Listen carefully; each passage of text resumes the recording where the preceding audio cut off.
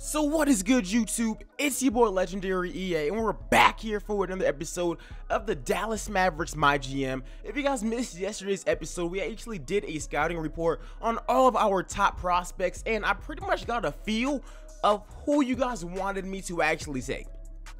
Now, in today's episode, we obviously will be going through the NBA draft.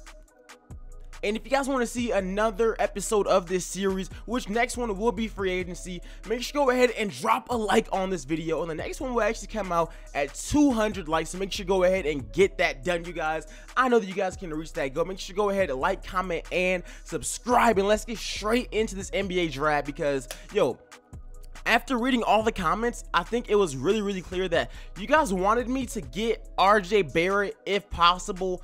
And if he was not there at pick number 3, trade down and go for Cameron Reddish. Most people didn't want Romeo Langford. I actually thought that he would get the most votes. But yo, basically it's RJ. Like, if RJ is there at pick number 3, I'd take him.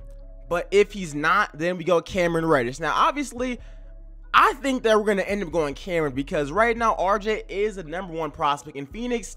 Even though they have Devin Booker, they're probably going to draft that man #1 overall. And let's see what's going to be going on because we are into the NBA draft. We have the 3rd pick and we have the 1st pick of the 2nd round, which means we can get a really nice prospect. But with the #1 overall pick, the Phoenix Suns, like I said, take RJ Barrett out of Canada. 6'7", 185-pound shooting guard. That man is a 78 overall. He's ridiculously athletic. If you guys missed the scouting video yesterday, make sure go ahead and check it out because yo, I like, this man could have got it done for us. But I mean, I wasn't gonna trade up and get him because he would have been like the 3rd option in the first place. But #2, the Atlanta Hawks take Zion Williamson. Yeah, I could actually see that they actually do need a big man. I honestly thought that they would mess around and take like a point guard or something because the Hawks have been taking a lot of L's in real life and in this series. But Zion goes #2, which means #3. Honestly, I'm gonna follow what you guys told me. With this #3 overall pick, since RJ is already gone, I'm not gonna overreach and get Cam.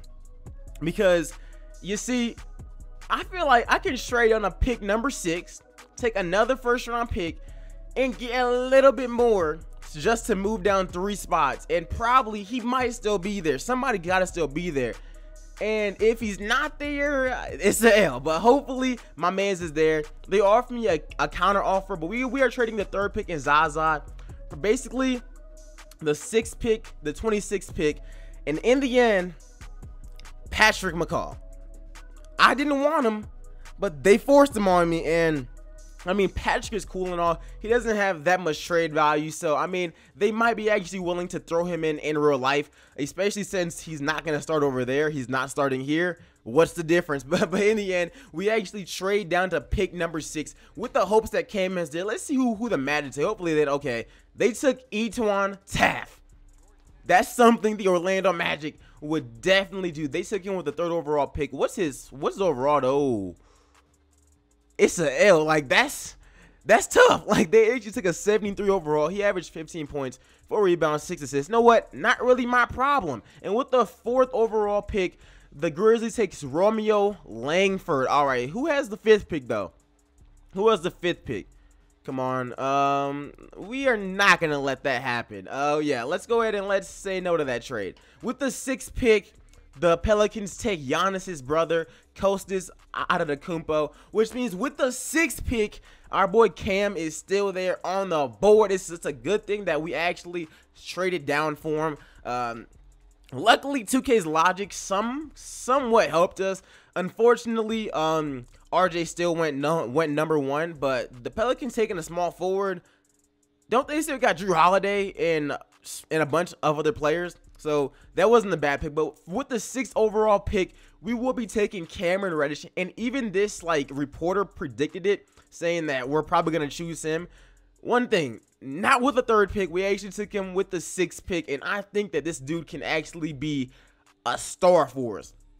He has the height. He can stretch the floor. He's a good playmaker. Like, this is something that we actually need on this team. So it looks like we got our new starting shooting guard for season number 3 in Cameron Reddish. I think that was a W pick. Bol Bol goes number 7 to the 76ers.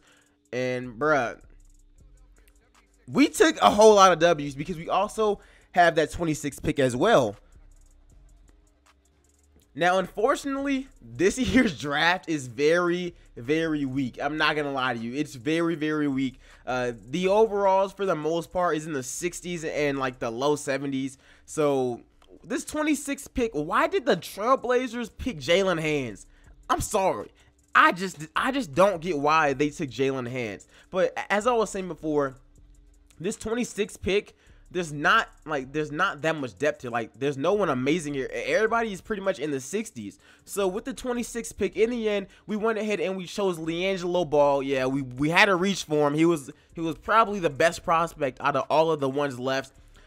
And truth be told, those second round picks, I have no use for them now. Now that I know that in this year's draft, we won't really find any types of steals because everybody has a really low overall. So in the end, we are going to go ahead and let our assistant GM finish out this draft, solely because, like I said, very weak draft class. But in the end, in this year's draft, we came out with Cameron Reddish, Patrick McCall via trade, and LeAngelo Ball. Somebody, honestly, he probably won't play. I'm not gonna lie. We have so much depth at shooting guard now. Now that we got Reddish, we still got Bruce Brown on the roster. We got McCall, and that's just barring if I don't bring back Dwayne Wade, which at this point I probably won't be.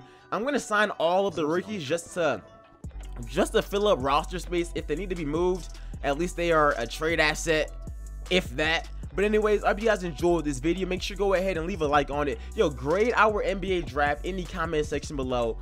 I think we got, I would say, a B+ or maybe an A- just because we traded down and still got the guy that we actually wanted.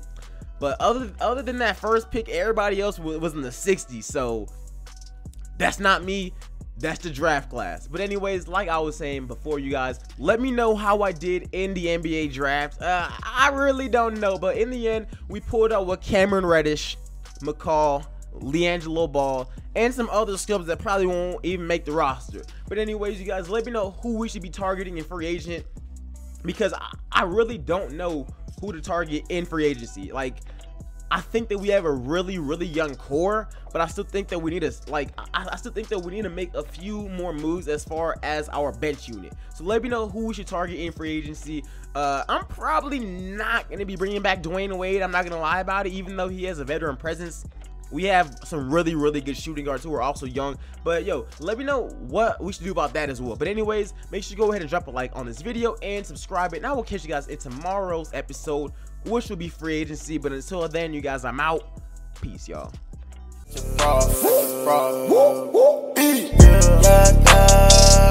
wish my grandma could see me.